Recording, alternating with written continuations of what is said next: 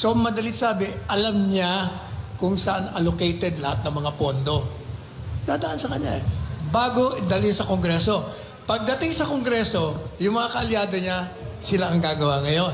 Susuriin. Doon nila pinapasok yung mga insertions nila, unlawful.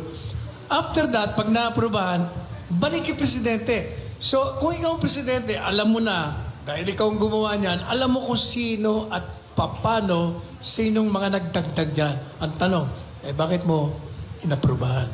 Alam talaga ni PBBM ay ang kung sino nagpapirma sa kanya kung saan gagamitin, pero di niya alam kung kanino pinaghahati ng nagpapirma sa kanya, at ang insertion ay di nadadaan pa sa Pangulo.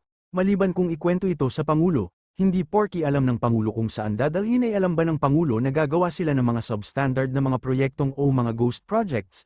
Kung alam ng Pangulo yan, hindi dapat isinumbong na ni Cheese at ni Jinggoy at ni Joel, at ng kung sino pa, na mga kaalyado ng mga Duterte dahil pinaimbestigahan ni PBBM na at kung kasabwat pala di PBBM, sobra ka magmagaling o magliko. Kababohang tanong, bakit daw inaprubahan ni PBBM ang proyekto sa flood control na inihain nila?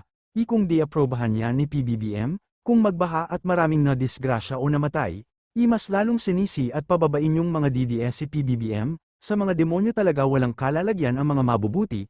Tingnan mo itong attorney Panelo na ito, nagmamagaling, iba't di niya inusig si FPRRD, kung alam niya palang alam ng Pangulo ang mga corrupt dahil ang Pangulo ang nagpipirma. Isabi ni FPRRD maraming ghost projects at mga corruption sa panahon niya. Ialam pala kamo ng Pangulo bakit di pinakulong o pina-impeach ni FPRRD.